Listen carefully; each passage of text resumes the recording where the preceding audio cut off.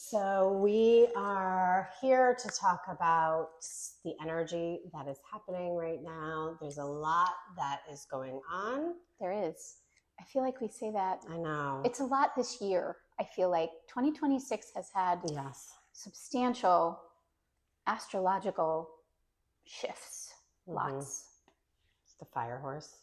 Well, yeah, the fire horse, all of the planetary shifts. Remember, they all moved into new signs, right? Kind of in lockstep. That's not typical. It's a lot all at once. And then that Aries stellium, remember all the planets in that first sign? This fire energy is very potent right now. And we're in the sign of Leo. We are. Which is also fire energy, right? Mm-hmm. And we have the full moon coming up. Right. So that's the big overarching theme right now is Wednesday of this week is the official full moon. It is the buck moon, traditionally called in this area, also known as thunder moon, raspberry moon, cute, hay, because of the harvesting of hay moon. The hay moon. Okay. So different groups of people called it different things. Okay. But the Farmer's Almanac, if you remember, took each name and put it in the almanac. Very cool. The most widely known. So this one is the buck moon. It arrives on Wednesday. We are locally expecting rain tomorrow morning. So you could look up tonight if we get this out there. Yes. You could see it potentially tonight. Hopefully the rain will move through. But so it will appear very full Tuesday night. As the buck moon arrives, like we said, we're in the sign of Leo. The moon is in the sign of Aquarius on Wednesday. The buck moon, traditionally named the buck moon, because at this time of year, the buck, the male deer, their antlers are growing. So if you see deer in your area and you see the male deer, you'll see that they starting to have that growth of the antlers, and on it is like a velvet that's actually a living tissue. The furriness? The furriness, it's a tissue. Oh my gosh. And it's actually the fastest growing tissue of any animal. So it grows, and then it grows as a protection. And then it eventually, as the antlers get big and strong, then it sheds and it falls off. So in and its they rub it on the trees and get it off. Oh, really? They almost like groom kind of thing. So right now, even though once it's full grown, let's say, it's protective. Now it needs protection. Right. Because it's a vulnerable time. Energetically, when we think about the antlers that are the bucks, like, that's what they're known for, and they fight with them. In fact, I've seen that in my yard. Did I tell you this? Literally two, got stuck together. And we're like on their knees, but that's a whole other. Oh my goodness! Eventually, they got on. When was that? Like last year? 2 years ago. Oh, okay. Yeah. Anyway, so they use them to establish their territory. The stronger you are, they use them to fight, obviously. But at this time, they're vulnerable, so they don't have that fight drive at this time. They kind of stay with the group, and they kind of just do what they need to do to keep that growing and protected. So what you and I have been talking about that we wanted to share with everybody is that concept and the philosophy of something that you're growing that is really important to you and your identity and who you are, and it's a really strong idea. But when we're growing something new, sometimes it requires softness, protection, and taking it easy, and really thinking about how you want to care for it in a way that that allows it to grow to full potential, as opposed to like if those buck just started fighting with the velvety, they would get hurt. It's a tissue. It would actually hurt. It wouldn't feel good. And then they wouldn't grow to the full potential. So for ourselves, the things you're growing to your full potential, how do we care for that, not in a fear way, in a self-care and self-love way, so that it can grow the deep roots within yourself out to its full potential?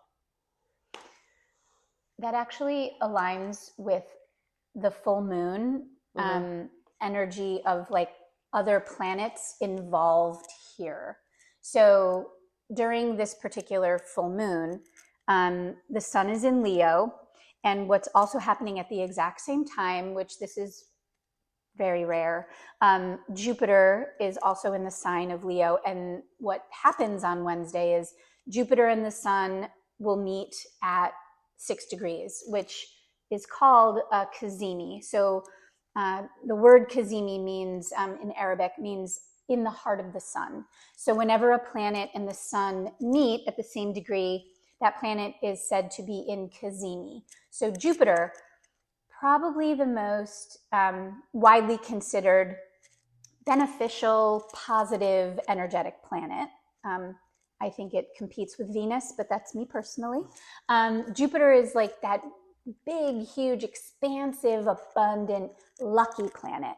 So a lot is being said that this particular Wednesday is like the luckiest day of the year, that there's so much positive energy pulling in that Leo sign, that in terms of the full moon, the sun is in Leo. The sun, it rules the sign of Leo. So the sun is strong. It's in a very, it's in like a command position in Leo. And it's also going to be lined up with Jupiter. So very powerful. So that is energetically very strong. So that would be almost like what you're talking about when the antlers are full grown. Now on the opposite side of Earth and the zodiac is the moon, emotions. And wildly enough, the moon is aligned. It's not exactly conjoined with, but it's aligned with Pluto. Pluto is at 4 degrees Aquarius. The moon will be at 6. Pluto is very much like we're trying to make changes. Pluto's a lot of transformative energy. It isn't like shocking transformation. It's that slower burn. So that's pulling on the other side. This is an at your emotions, right? The moon is there too. There's going to be a lot of, I feel like there's going to be some tugging on Wednesday. We're going to feel a lot like there. Expand, take it easy. Yes. Expand, take it easy. Like where your emotions might be like resistant maybe, but then there's so much expansive energy on the opposite side. It's a strong tug of war, I think, and depending on, I think, personal placements in all of this, I'm not sure what's going to rule the day for you. You know what I'm saying? Like how is that going to shake out? And in addition to that is the lunar node shift. So the lunar nodes have moved into Leo and Aquarius. So to have that happen like around a full moon, that doesn't always happen like that. So this is another big deal. I mean, the lunar nodes are aligned with eclipse season, but this particular full moon is not. We move into eclipse after this full moon is eclipse season.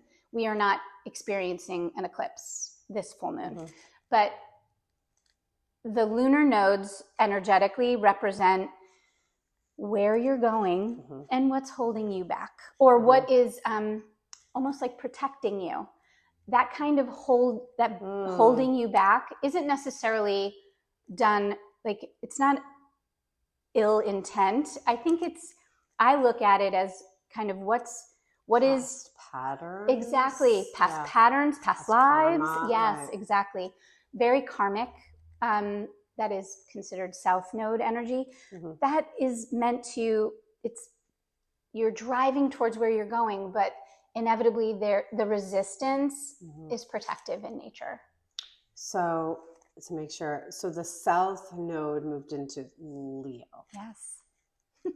Also Okay. in competition also with, yes, it is. And fiery and heart opening.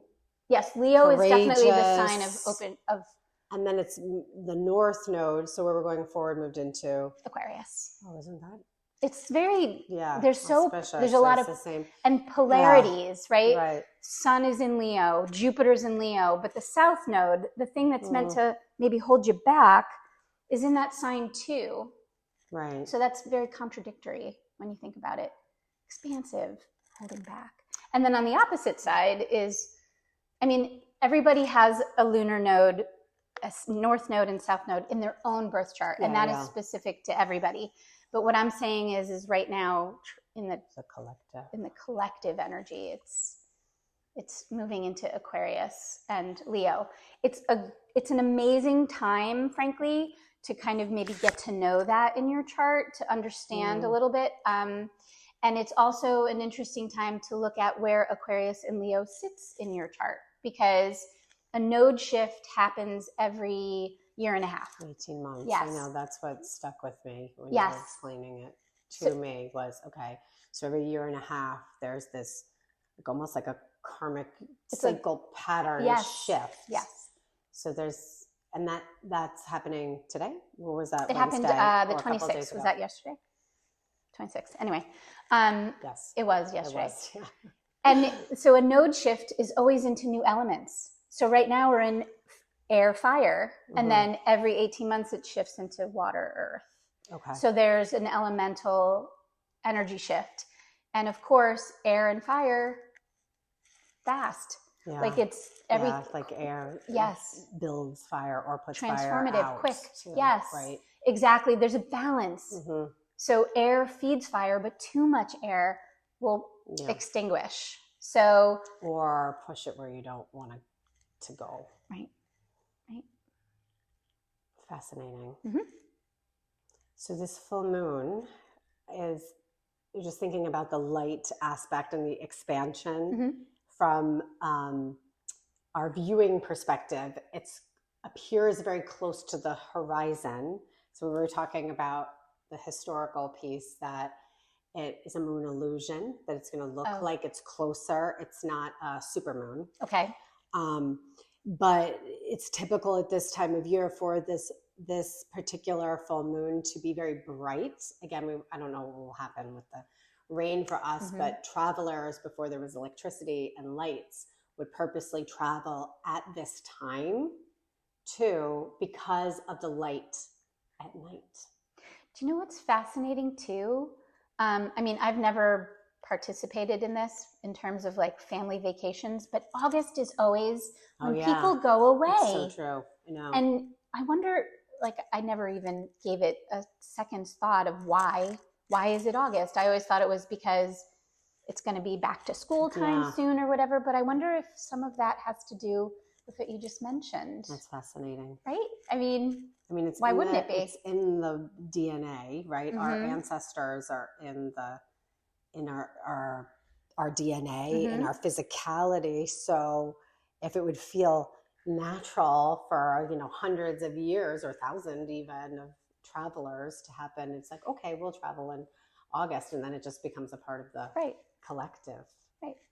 And a safe time to travel too, because it's not, snowy, it's not cold, right. It's warm. Don't have to worry about the plenty of food around. Oh, right. Although water can be a little droughty at this time of year. Well, speaking of droughty or not. Oh, the Nile. Yes. Right. Yet another thing coming up around the corner. Leading into August 8th is coming. It's a big day. We love Lionsgate. Love Lionsgate. Yes. So this year, Lionsgate is 8/8. And this year, the full year adds up to 8, right? Actually, right? no. All year, of the days. all of the days. Okay, so that's our third 8. In numerology, when you add up August 8th, right. 2026, right? Because I'm like, wait, it's 8. 27. That wouldn't make sense. Right. So 888. Yes, it's an 888. Right. Mhm. And traditionally, the Egyptian roots of this come from the alignment of the star Sirius, where it was in the sky, their connections to that star's energy from a philosophical and spiritual standpoint. And at the same time, the River Nile would flood, and that was essential to living comfortably and Right. having water and having flow and all of that. And an abundance of Abundance, for their crops and Mhm. things of that nature. So yeah, it's Right. aligned with And abundance for 8. sure. And the number Right, 8, 8, infinity. the Yep. infinity sign. So we've been talking a lot just leading up to the 888, Mhm. and thinking about for ourselves here in Connecticut or New York or the East Coast, the star Sirius, when does it actually align for us Mhm. here? And we've discovered it's around August 16th, 17th. 17th. Yes. Which is 8 days Right off after from the 8th, the 8th, which right. It's love it. incredible. Mhm. Right. So that is an exciting time too, to connect with just the strength of that energy. This star Sirius, I look at it as like our spiritual sun. Yes, you've said that I've many said that times. many times, I know. And there's a lot of, and I'm sure anyone who's here and listening is probably interested and learns things from social media about such events. There's a lot of discussion about the Lionsgate portal having opened already. Mm-hmm. And that's a difficult thing to really pin down, in my Right. opinion. So I think it might be more of what aligns with your philosophy about Mm-hmm. these things. And I think for us, we usually look at halo effects around various celestial events, Mm-hmm. which this would be.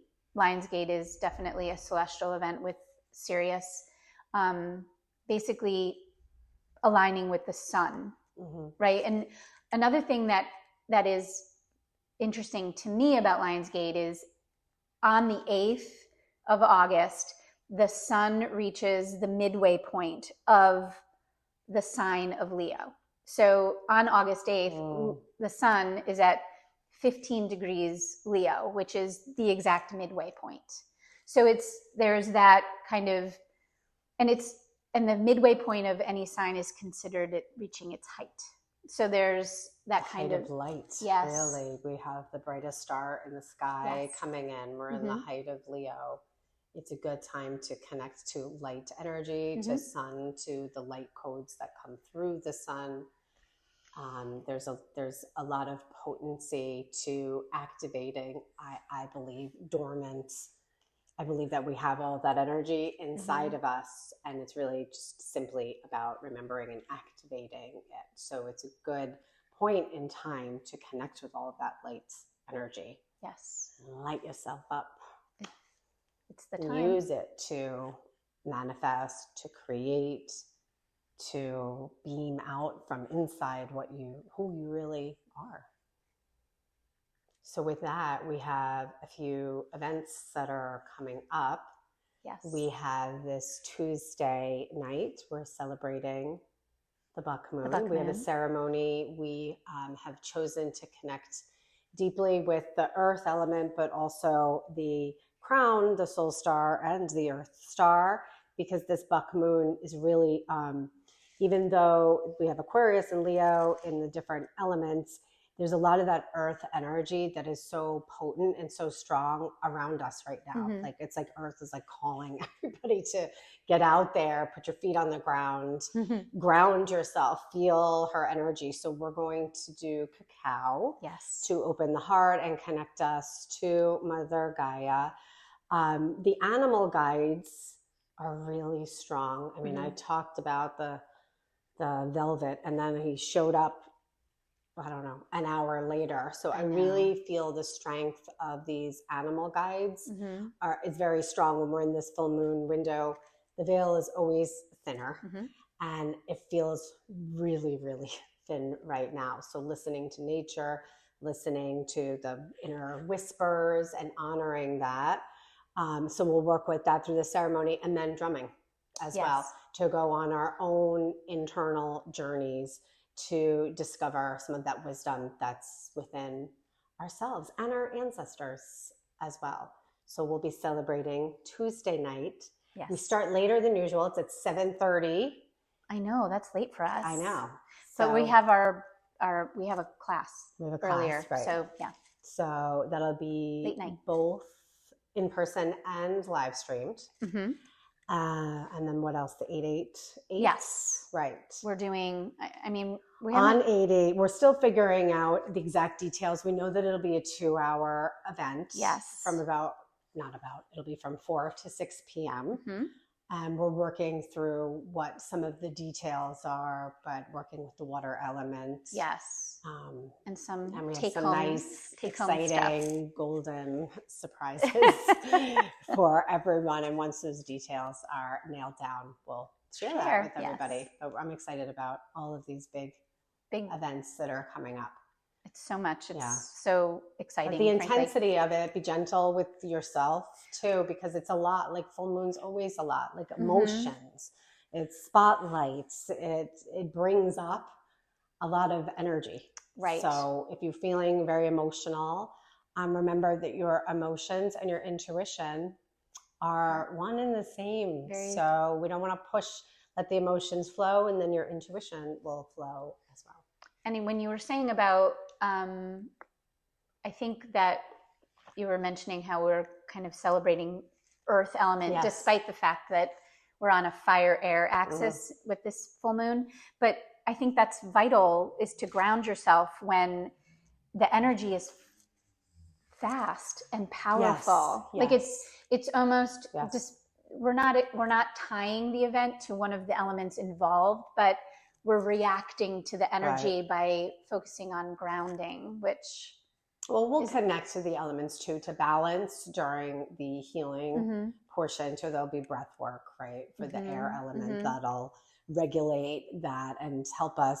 Like if we think about how air either fuels or puts out fire, we'll work with that through some of the guided work. But the overall arching, anchoring energy of it is to bring us deep into your earth energy, which is really coming deep into your body. Yeah. And then of course the fire. Solar plexus, right? Personal power. So we'll invoke that through our guides, through our animal guides. Oh, very cool. Right. Okay. So with that, we hope to see everyone soon, and reach out